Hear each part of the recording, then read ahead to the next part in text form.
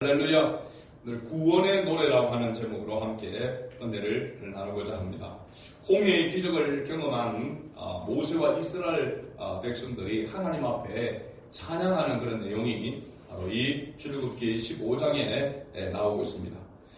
크게 두 부분으로 이렇게 나눈다면 1절부터 18절까지는 모세와 이스라엘 자손이 하나님 앞에 불렀던 그런 노래이고, 그 다음에 19절에서 21절을 보면은 모세와 아론의 누이, 아론의 동생이죠, 미리암이 노래한 그 내용이 나오고 있습니다. 특히 아론의 누이 미리암은 선지자 미리암이라고 이렇게 기록을 하고 있습니다. 아마도 하나님께서 모세뿐만 아니라 아론도 또 미리암도 이 세 사람을 하나님께서 이렇게 사용하신 것 같습니다. 그런데 미리암에 대한 이 선지자의 역할에 대해서는 성경에 그렇게 많은 부분에 나타나 있지는 않습니다. 어쨌든 여기에 미리암이 앞서서 소고를 치면서 노래할 때에 모든 또 이스라엘의 그 여인들이 함께 소고를 치며 화답하며 노래했다라고 그렇게 기록하고 있습니다. 특별히 이들이 하나님 앞에 드렸던 그 찬양의 내용의 모습을 보면은 그 21절 말씀 우리가 읽지는 않았지만은 그 부분에 한번 같이 읽어보겠습니다. 15장 21절. 미리암이 그들에게 화답하여 이르되 너희는 여호와를 찬송하라. 그는 높고 영화로우시며 말과 그 탄자를 바다에 던졌었음이로다 하였더라. 아멘. 미리암과 여인들이 불렀던 그런 찬양의 내용입니다. 저는 이 내용을 한번 상상을 이렇게 해봤습니다. 그 광경. 정말로 얼마나 그들에게 감격이며 놀라움이며, 그죠?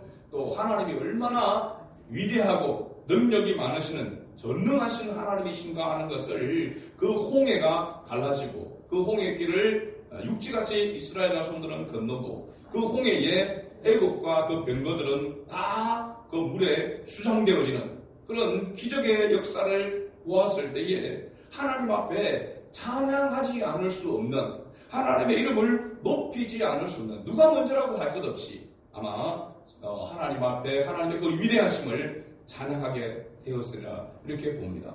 우리가 하나님 나라에 들어갔을 때에, 우리가 천국에 들어갔을 때 우리가 하는 일이 뭐라고 했습니까?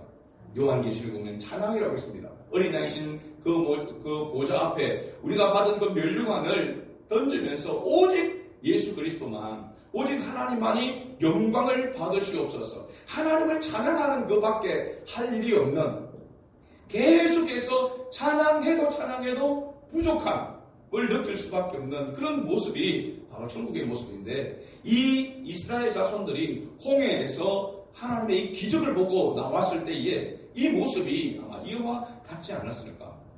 또 그러면서 이런 생각이 들었습니다. 우리가 2002년 월드컵 때에 우리가 주최를 했지만은 16강에 이렇게 했을 때에 막 난리가 났습니다. 동네마다 차 눌리고 빵빵빵 그러면서 그때 대한민국 누가 외치면 어떻게 했습니까? 짜장 하면 박수 치고 난리가 났었죠. 그죠? 온데 누가 하면 대한민국을 외치면은 다들 그렇게 화답을 하면서 그렇게 했습니다. 바로 이 모습이 오늘 이 광경 가운데 있는 모습이 아닌가. 그래서 아론의 누이 미리암이 아마 너희는 여호와를 찬양하라 라고 이렇게 앞서서 외치게 될 때에 많은 여인들이 함께 화답하면서 어떻게 대답을 했는가. 그는 높고 영화로우시며 말과 그 탄자를 바다에 던졌음이로다 라고 이렇게 외치지 않았을까. 그래서 계속해서 미리암은 너희는 여호와를 찬양하라 라고 하면 모든 사람들은 그는 높고 영화로우시며 말과 그 탄자를 바다에 던졌었음이로다 라고 하는 이 주고받는 화답이 계속해서 있지 않았을까라고 하는 그런 생각을 해봅니다. 사실 아론의 누이 선지자 미리암과 모든 여인들이 서로 화답한 이 노래의 내용은 앞서서 모세와 이스라엘 자손들이 1절에서부터 18절까지 노래했던 그 내용과 동일한 그런 모습입니다. 그러니까 미리암과 여인들이 불렀던 그 노래와 또 모세와 이스라엘 자손들 전체가 불렀던 노래가 사실은 동일한 한 노래라고 하는 것을 알 수 있습니다. 한 노래일 수밖에 없습니다. 함께 다 보았고 함께 다 경험을 했기 때문입니다. 모세와 이스라엘 자손들이 여호와께 노래한 그 동기는 바로 뭐냐면 여호와 하나님께서 홍해에서 이스라엘 자손을 구원하고 애국 사람들은, 애국 군대는 바로 그 홍해에 수장시킨 그 일로 인하여서 노래할 수밖에 없는 것이죠. 이스라엘 자손들에게는 그 홍해의 그 기적이 구원이었고 애국 사람들에게는 홍해의 그 기적이 뭐였습니까? 심판이었다라고 하는 것을 알 수 있습니다. 동일하게 오늘날도 우리가 예수 그리스도의 복음이 선포되어지게 될 때에 그 복음을 듣는 자들에게는, 믿는 자들에게는 구원이지만은 그거를 듣지 아니하고 받아들이지 않는 자들에게는 심판이라고 하는 것을 알 수 있습니다. 여호와 하나님께서 자신들에게 베푸신 이 기적으로 말미암아 하나님 앞에 노래한 바로 이 구원의 노래인 것입니다. 오늘 우리 자신들을 한번 돌아보면서 우리가 예수 그리스도를 믿고 난 다음에 이 구원의 은혜를 받았을 때에 대부분의 다 한결같은 그런 고백, 그 감정이 바로 뭐냐면 세상이 달라 보이게 됐다는 것입니다. 세상은 변한 것이 없고 환경은 변한 것이 없는데 예수가 그리스도라는 예수 그리스도를 만나고 하나님이 살아계시고 하나님이 나의 하나님이 되신다는 것을 깨닫게 되어졌을 때에 세상이 다르게 보여지는, 그래서 꽃들이 막 하나님을 찬양하는 것 같고 마음 기뻐 즐거워서 하나님을 찬양하지 않을 수 없는, 하나님을 노래하지 않을 수 없는, 그래서 사실 은혜를 받은 사람들이 가장 먼저 교회에 나오게 되어지고 교회에 나와서 하는 것 가운데 먼저가 뭐냐면 찬양입니다. 찬양을 통해서 은혜를 받는 거예요. 찬양을 통해서 나는 아직도 전혀 은혜를 받지 못한다, 찬양을 부르고 싶은 마음이 없다, 그러면 심각하게 고민을 해봐야 됩니다. 하나님의 은혜를 받은 자, 구원의 은혜를 입은 자는 하나님을 찬양하는 것이 힘이요, 즐거움이요, 기쁨인 줄로 믿습니다. 그래서 하나님을 더 찬양하고 싶고 더 하나님 앞에 온전히 더 마음을 다해서 더 정성껏 하나님을 찬양하고 싶고 온 힘을 다해서 큰 소리로 찬양하고 싶은 그런 마음이 속에서 우러 나와야 한다는 사실입니다. 이러한 은혜. 그래서 우리가 예배를 드릴 때에 어찌 우리가 하나님 앞에 큰 소리로 찬양하지 않을 수가 있습니까? 그래서 제가 우리 홀리 선교회 팀에도 제가 여러 번 이야기하지만 저는 찬양을 하면은 옷을 벗고 이렇게 찬양을 하는데도 찬양 그 한 30분 찬양하는 동안에 저는 온 몸이 땀 범벅이 되는데 다른 분들은 맹송맹송해, 이마 땀도 안 나. 그래가지고 제가 좀 화가 나더라고. 나는 뭐 열심히 찬양하는데 같이 열심히 찬양하는가. 그래서 어떤 분을 보니까 높이 안 올리고 영감 소리를 내고, 그래서 제가 한번 화가 나가지고 앞으로 찬양 부를 때 영감 소리 내면 나 찬양 안 한다. 부를 때 같이 막 큰 소리로 삑사리가 나더라도 큰 소리를 같이 찬양해 이제 자기는 편안하게 높이 올라가면 안 올라가고 내려버리고, 그러면 안 된다. 우리 하나님 앞에 찬양할 때 여러분들이 우리 중고등부 학생들도 마찬가지지만 찬양을 뜨겁게 힘있게 찬양하려면 빨리 배워야 됩니다. 찬양은 거죠. 빨리 배우고 빨리 익숙해져서 마음을 담아서 가사 하나하나에 고백을 담아서 할 때 찬양할 수 있어야 될 줄로 믿습니다. 여러분 가수들 보십시오. 오디션에 나온 가수들 그 노래하는 거 보십시오. 가사 한마디 한마디 단어 하나하나에 얼마나 정성을 들이고 얼마나 최선을 다해서 거기에 감정을 싣고 막 해서 온전하게 그 노래하려고 예수는 그 모습을 보면서 도저히 되지 않습니까? 우리가 대충 그냥 뭐 찬송가 그냥 아는 찬송을 하고 대충 부르고 그렇게 우리가 찬양할 수 있는 그런 하나님입니까? 우리가 믿는 하나님이 아니잖아요. 그죠? 우리가 하나님 앞에 찬양할 때 여러분 마음가짐을 다르게 해야 됩니다. 정말로 나의 구원의 하나님, 그 하나님을 찬양할 때에 온 마음과 뜻과 힘을 다해서 찬양할 수 있어야 될 줄로 믿습니다. 이 찬양은 그냥 입술로만 들은 찬양이 아니라 우리의 삶이 하나님을 자랑하는 것으로 들어져야 진정한 또한 찬양이 되는 줄로 믿습니다. 이스라엘 백성들이 이 홍해의 기적을 경험하고 나와서 누가 뭐라고 할 것 없이 앞다투어 여호와 하나님을 찬양하라고 하면서 그가 행하신 그 기적의 일을 기억하면서 그들이 불렀던 바로 이 찬양, 이것은 우리도 동일하게 불러야 될 그런 찬양인 줄로 믿습니다.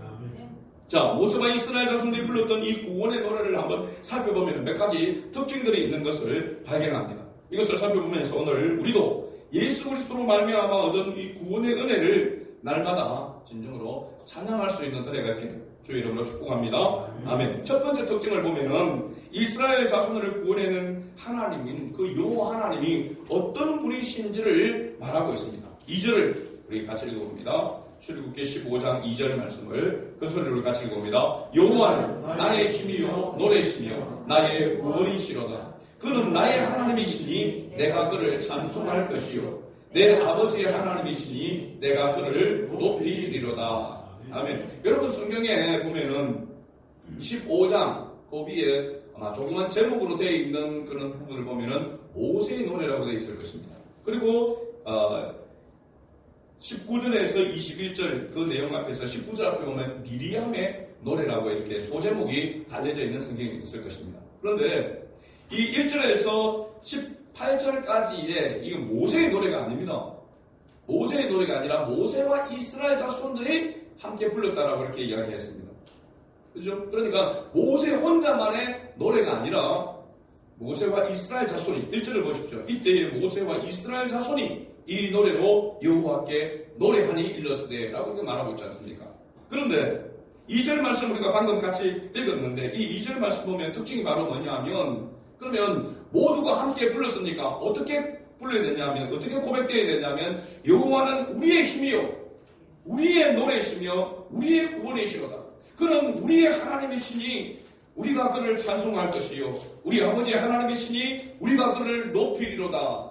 이렇게 불러야 정상이잖아요. 합리적인 그런 거죠. 그런데 어떻게 되어 있습니까? 여호와는 나의 힘이요 여호와는 나의 노래이시며 여호와는 나의 구원이시로다. 나의라고 이렇게 얘기합니다. 나의 하나님이시라고. 그죠? 내가 그를 찬송할 것이라 라고 그렇게 노래하고 있는 것을 봅니다. 이건 바로 무엇을 말하고 있느냐면 하나님께서 이스라엘 자손 전체를 위해서 이 기적을 행하셨습니다. 그러나 어떤 부분에서 보면 이스라엘 자손들 한 사람 한 사람을 위해서 이 기적을 베푸셨다는 사실입니다. 그래서 이 노래로 고백될 때는 우리라고 이렇게 사용하지 아니하고 나의 하나님, 나의 힘, 나의 구원이시다라고 이렇게 외치고 노래하고 있다라고 하는 사실입니다. 할렐루야. 우리가 하나님 앞에 나아갈 때에 우리는 가족이 다 내가 예수 믿으니까 뭐 내 남편은 교회 안 다녀도 막 같이 더불어 같이 천국 갈 수 있을까 생각하는데 그렇지 않다는 걸 알 수 있습니다. 우리 한 사람 한 사람의 믿음의 고백을 하나님께서 원하신다라고 하는 것을 알 수 있는 것이죠. 그래서 여기 보면 모세와 이스라엘 자손들이 다 같이 노래하면서도 나의 힘이요 나의 구원이시다 라고 그렇게 고백하고 있다라고 하는 사실입니다. 그래서 여호와는 우리의 목자시지만 여호와는 우리가 여호와 앞에 고백하고 노래할 때 여호와는 나의 목자시니 내게 부족함이 없으리로다. 할렐루야. 다윗이 고백했던 것처럼 여호와는 나의 힘이시요 나의 구원이시라고 하는 사실을 우리가 기억해야 되고 이러한 고백이 있어야 될 줄로 믿습니다.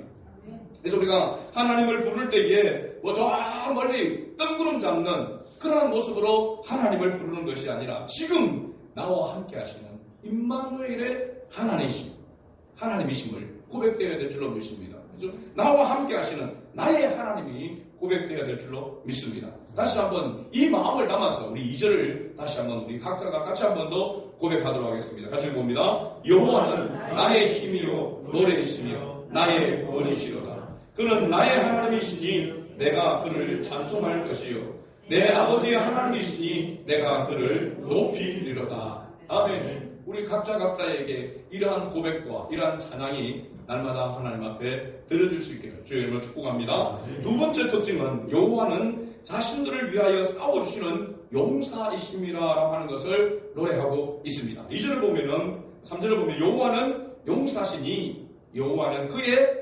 이름이시로다 라고 그렇게 말하고 있습니다. 여호와는 용사시니 이 용사라고 하는 것은 그야말로 전쟁에서 앞서 싸우는 사람을 말하고 있습니다. 신이 이스라엘 자손의 군대 장관이 되셔서 바로의 병거와 바로의 군대들과 싸워서 그들을 바다에 던지시고 당시의 애굽의 최고의 지휘관들을 홍해에 수장하게 되어지는 그 일들을 누가 하셨는가? 여호와께서 하셨다는 사실입니다. 용사가 되셔서 용사가 되셔서 군대 장관이 되셔서 그렇게 하셨다라고 하는 것입니다. 이건 뭘 이야기하고 있느냐면 우리가 믿는 하나님, 그 하나님이 어떤 하나님이신가? 그 하나님은 우리를 위해 싸우시는 분이시다 라고 하는 것을 이스라엘 백성들이 깨달았다고 하는 사실입니다. 그래서 여호와는 용사시니 여호와는 그의 이름이시로다 라고 이렇게 노래한 것이죠. 그리고 이 용사는 자신의 원수를 멸하시는 분이다라는 사실을 이스라엘 백성들이 노래하고 있는 것입니다. 6절 말씀을 같이 읽어봅니다. 6절 같이 읽습니다. 여호와여 주의 오른손이 권능으로 영광을 나타내시이다. 여호와여 주의 오른손이 원수를 부수시니이다. 아멘. 이렇게 원수를 부수셨다고 했습니다. 이스라엘 자손들에게 원수가 바로 누굽니까? 애굽 사람이었습니다. 바로 왕이었습니다.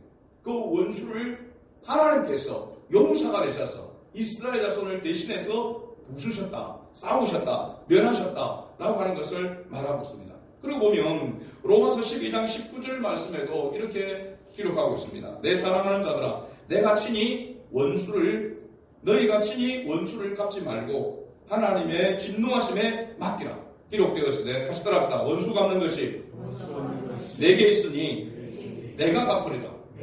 네, 주께서 말씀하시니라. 할렐루야. 원수를 누가 갚겠다고요? 내가 갚겠다고 했잖아요. 하나님께서 갚으시겠다고 했습니다. 히브리서 10장 30절에도 보면 원수 갚는 것이 내게 있으니 내가 갚으리라 하시고 또 다시 주께서 그의 백성을 심판하리라 말씀하신 것을 우리가 아노니라고 이렇게 기록하고 있습니다. 원수를 갚는 것, 원수는 반드시 갚아야 됩니다. 그런데 원수 갚는 것이 누구에게 맡기라고 말하고 있습니까? 여호와 하나님께 맡기라고 말하고 있습니다.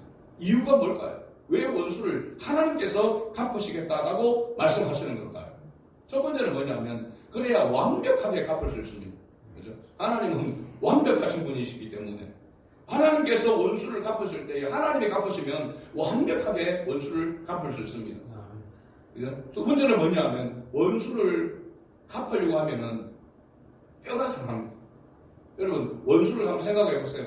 원수가 없겠지만은 원수가 조금만 마음이 상한 사람, 나를 괴롭히는 사람, 그런 사람 생각하면은 뼈가 상하는 것입니다. 그렇죠?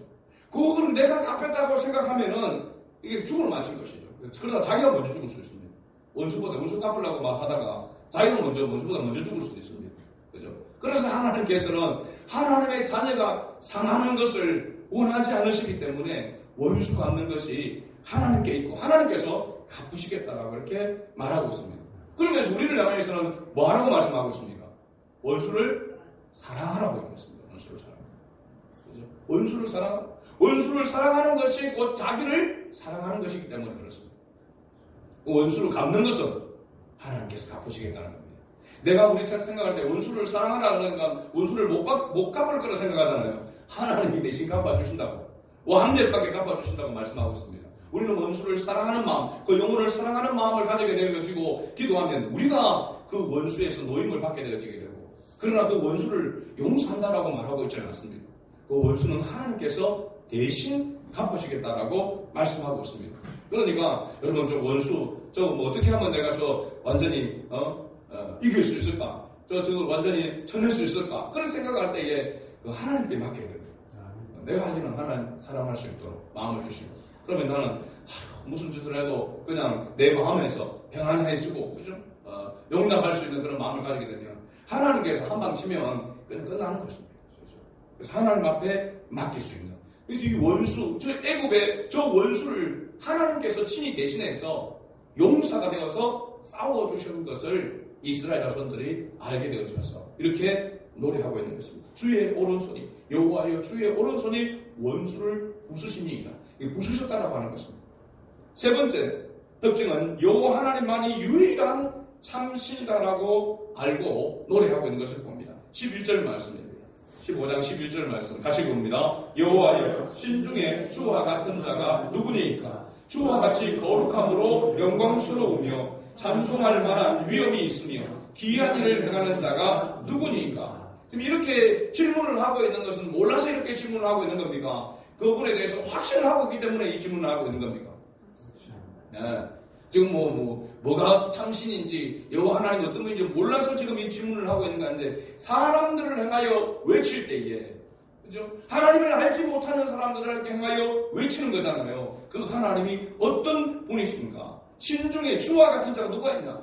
주님이 유일하신 참신이시다라고 하는 것을 외치고 있는 것이죠.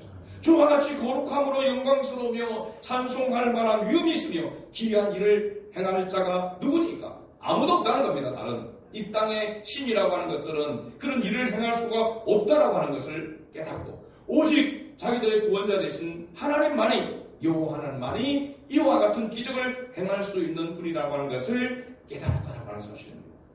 그래서 경배의 대상, 믿음의 대상이 누구인지를 확실하게 깨닫고 믿고 경배하고 있는 것이죠. 할렐루야. 이것이 가장 큰 이 세상에서의 축복입니다. 가장 큰 축복을 받은 자가 누구 있냐? 믿음의 대상이 누구인지를 알고 그 믿음의 대상의 분을 경배할 수 있는 자가 가장 복된 자인 줄로 믿습니다. 보십시오. 세상을 보면은 무엇을 의지해야 될지, 무엇을 위해서 살아가야 될지를 알지 못하고 오직 자기를 위해서 그래서 살아가는 사람들이 얼마나 많이 있습니까? 그러나 우리는 하나님이 어떤 분인지를 알고 우리가 믿음의 대상이 누구인지를 알고 어떻게 우리가 살아가야 될지를 깨닫게 해주신 그 하나님을 알게 되어질 때에 우리가 하나님 앞에 경배하고 예배드리는, 그래서 우리가 복된 자인 것이고 복등인 줄로 믿습니다. 그렇게 우리가 예배 때마다 먼저 오늘도 일어서서 우리가 하나님 앞에 고백을 했습니다. 무엇으로 고백을 했습니까? 사도신경으로 신앙을 고백했습니다. 그 사도신경의 내용은 뭡니까? 하나님이 어떤 분이시고 또 우리에게 어떤 은혜를 베풀어 주셨으며 우리의 구원자가 누구이신지를 믿음으로 고백하는 그 내용이 바로 사도신경의 속에 다 있지 않습니까? 그렇죠? 이 신앙을 고백하는 것은 굉장히 큰 축복인 줄로 믿습니다. 그래서 매일매일 우리가 이 하나님을 믿는 믿음을 가지고 있지만은 그래도 때때로 우리가 하나님의 은혜를 잊어버리고 살아갈 때가 많고 연약한 가위가 쓰러지고 넘어질 때가 많은데, 그때마다 우리가 고백해야 될 그 고백이 바로 뭐냐면 이 신앙의 고백입니다. 그래서 신앙 고백, 이 사도신경을 우리의 삶 속에서 매일매일 매 순간순간 하나님 앞에 고백되어지고 드려져야 될 줄로 믿습니다. 그러니까 다 온전히 고백할 시간이 없으면 주의 이름을 부르는 것입니다. 하나님 은혜를 베풀어 주옵소서. 주님만이 나의 구원자이십니다 라고 하는 그런 고백으로 하나님 앞에 나아가야 될 줄로 믿습니다. 이스라엘 백성들은 믿음의 대상이 이제 누구인지를 알게 되어졌고 그분이 어떤 일을 행하실 수 있는 분이신지를 깨닫게 되어져서 이렇게 찬양하고 있는 것입니다. 우리가 믿는 하나님은 이 세상 만물의 주인 되시고 창조주이시고 모든 신위에 뛰어난 하나님이신 줄로 믿습니다. 그 하나님을 우리가 날마다 고백하고 경배하는 데가 있기를 바랍니다. 네 번째 특징은 이스라엘 자손들을 위해 주변 나라들도 여호와 하나님께 대하여 두려워 떨었다라고 하는 사실입니다. 14절과 15절 같이 읽어봅니다. 14절과 15절. 여러 나라가 듣고 떨며 블레셋 주민이 두려움에 잡히며 에돔 두령들이 놀라고 모압 영웅들이 떨림에 잡히며 가나안 주민이 다 낙담하나이다.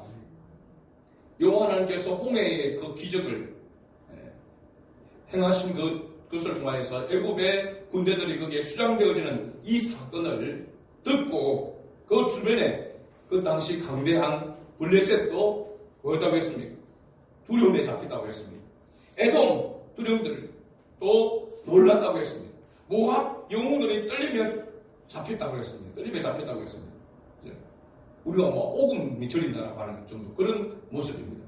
그 다음에 앞으로 그들이 들어가게 될 약속의 땅 가나안 땅 주민들이 다 뭐했다고 했습니까? 낙담했다라고 이렇게 말하고 있습니다.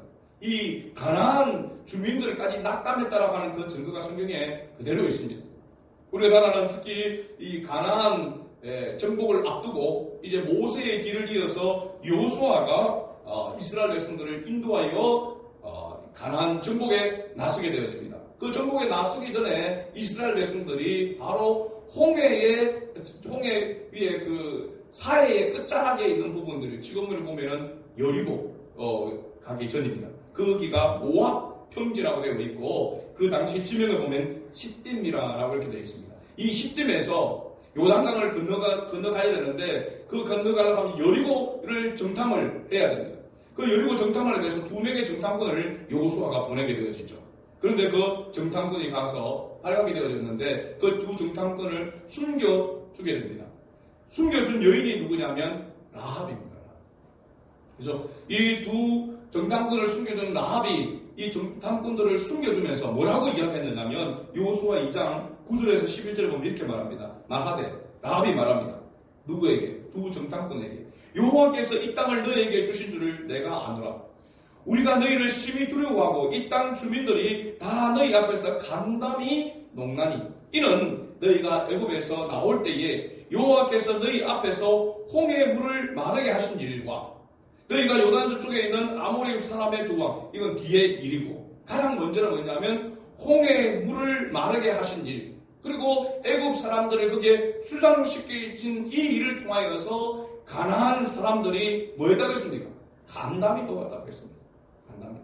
그러니까 조금 전에 우리가 살펴봤던 주변의 나라들이, 족속들이 이 홍해 사건을 통해서 그들이 낙담하고 두려움에 떨었다라고 하는 것은 그만큼 이 사건이 충격적이었다는 사실입니다. 엄청난 그런 사건이었다라고 하는 것을 알 수 있습니다. 왜 하나님께서 이렇게 하셨는가? 요 하나님은 이스라엘 자손들만의 하나님이 아니라 온 세계 위에 뛰어난 하나님이신 줄로 믿습니다. 온 세계를 통치하신 하나님이신 줄로 믿습니다. 그런데 이스라엘 백성들을 먼저 구원해내고 이스라엘 백성들을 선택한 것은 그 인류를 구원하기 위해서 모델로 하나님께서 선택한 것 뿐입니다. 사실은 하나님이 우리를 선택한 것도 마찬가지입니다. 우리가 뭔가 잘나서 특별해서 선택한 것이 아니라 우리를 통하여 또 하나님께서 택한 잃어버린 양들을 구원하시기 위해서 앞서서 우리를 인도하여 주신 줄로 믿습니다. 바로 이스라엘 백성들에게도 이와 같은 그런 모습이죠. 그래서 마지막 5번째 특징을 보게 되어지면 왜 하나님께서 많은 족속과 민족 중에서 이스라엘 자손을 택하시고 구원하셨는지를 말하고 있습니다. 17절 말씀 우리 같이 읽어볼까요? 주께서 백성을 인도하사 그들을 주의 기업의 산에 심으시리이다. 여호와여 이는 주의 초소를 삼으시리고 예비하신 것이라. 주여 이것이 주의 손으로 세우신 성소로소이다. 아멘. 이게 뭔 말이냐면 이스라엘 백성들을 지금 하나님께서 선택했고 이스라엘 백성들을 하나님께서 이렇게 건져내시고 왜 애굽 사람들과 구별하여서 하나님께서 이렇게 하셨는가? 이스라엘 자손은 언약의 자손이고 그래서 자신의 기업의 산에 심으셨다라고 했습니다. 주의 처소를 삼으시려고 예비하신 것이라고 말씀하고 있고 주여 이것이 주의 손으로 세우신 뭐라고요? 성소로소이다. 여러분 성소가 어디에 있는 겁니까? 성막에 있는 것입니다. 성막이 있고 그 성막 안에 지성소가 있잖아요. 그 지성소가 성소를 말합니다. 이건 1년에 한 번 대제사장이 하나님을 만나러 가는 곳입니다. 그러니까 이 성소라고 하는 것은 하나님의 인재, 하나님을 만나는 곳을 말하고 있습니다. 하나님의 인재하심이 있고 하나님의 통치하심이 있는 곳을 말하고 있는 것이죠. 누구를 그렇게 삼으셨다는 겁니까? 이스라엘 자손을. 오늘 우리를 하나님께서 예수 그리스도로 말미암아 구원한 하나님의 자녀인 우리를 성소로 삼으셨다는 겁니다. 이 말은 우리와 함께 하셔서 우리를 통하여서 하나님이 어떤 분이신가를 만방에 알리기 위해서 우리를 하나님께서 먼저 부르셨다라고 하는 것을 말해주고 있는 것입니다. 할렐루야. 우리가 어떤 존재인가? 우리가 어떤 존재입니까? 그죠? 하나님께서 우리를 선택하여서 우리를 통하여 하나님께서 어떻게 쓰시기 위해서 우리를 예수 그리스도를 통하여서 우리를 구원하셨는가? 라고 하는 것을 우리가 생각해 본다면 하나님을 찬양하지 않을 수 없을 뿐만 아니라 하나님을 자랑하는 삶을 살아가야 된다라고 하는 것을 우리에게 말해주고 있는 것입니다. 그런데 우리가 하나님의 함께함을, 하나님의 그 통치함을, 성소로서의 그 기능을 감당하지 못하면 그야말로 맛을 잃은 소금에 불과한 것입니다. 오늘날 교회와 우리 그리스도인들이 이와 같은 모습 속에 있으니까 맛을 잃어버리고 빛을 잃어버린 그런 모습 속에 살아가고 있으니까 하나님의 영광이 드러나지가 않는 것입니다. 하나님이 하시는 일은 어제나 오늘이나 동일한 줄로 믿습니다. 예수 그리스도를 통하여 구원의 은혜를 베푸신 그 하나님께서 그리스도를 통하여서 하나님이 어떤 분이신가를 나타내기를 하나님은 너무나도 원하신다는 사실입니다. 그런데 우리가 하나님 앞에 이런 빛과 소금의 역할을 감당하기 위해서는 우리 안에 먼저 새롭게 되어져야 될 줄로 믿습니다. 우리 안에 다시 그리스도의 빛으로 또 그리스도인으로서의 소금으로서의 그 역할을 다시 회복되어야 된다는 사실입니다. 그래서 밖에 있는 것, 문제는 밖에 있는 것이 아니라 우리 안에 있는 것입니다. 교회 안에 있는 것입니다. 세상이 왜 이렇게 되어지고 왜 세상이 이러는가 라고 우리가 하기 전에 우리 자신이 왜 이렇게 되어졌는가, 내가 왜 이렇게 되어졌는가 라고 하는 것을 먼저 돌아봐야 될 때가 되는 것입니다. 먼저 우리는 하나님 앞에 영과 진리로 예배하는 자가 되어야 될 줄로 믿습니다. 오늘 이스라엘 백성의 구원의 감격에 넘쳐서 하나님을 찬양하고 하나님이 어떤 분인지를 너무나도 명확하게 노래하면서 찬양했던 것처럼 우리도 우리의 구원의 하나님 예수 그리스도에 대해서 명확하게 주님을 찬양하고 예배할 수 있어야 될 줄로 믿습니다. 여러분, 다음 주부터 예배에 좀 더 우리 마음을, 정성을, 믿음을 드릴 수 있기를 바랍니다. 더 힘있게 찬양하고 더 하나님 앞에 마음을 모아서 더 주님 앞에 뜨겁게 예배할 수 있기를 바랍니다. 그렇게 되어야 여러분 우리 가정이 달라지게 되어지고 세상이 변화가 일어나게 되는 것입니다. 우리가 죽어 있는데, 우리가 난로인데도 불구하고 불이 없는 냉랭한 난로로서 있으면 누가 거기에서 영향을 받을 수 있겠습니까? 그렇죠? 여러분, 우리 카페 난로 불 꺼졌을 때 만져보셨습니까? 더 차갑습니다. 그렇죠? 난로에 불이 활활 타고 있어야 그 따뜻함이 주변으로 퍼져나가서 영향을 끼치게 되는 것입니다. 오늘 우리 자신들, 저를 비롯해서 우리 모두가 다시 우리 안에 하나님이 어떤 분인지, 우리를 구원하신 하나님이 어떤 분인지를 다시 한번 깊이 깨닫고 그 하나님을 예배하고 찬양할 수 있기를 원하고, 더 나아가서 빛과 소금의 역할을 다시 회복할 수 있도록 하나님 은혜를 베풀어 달라고 기도하는 그런 저와 여러분 될 수 있기를 주의 이름으로 축복합니다. 아멘.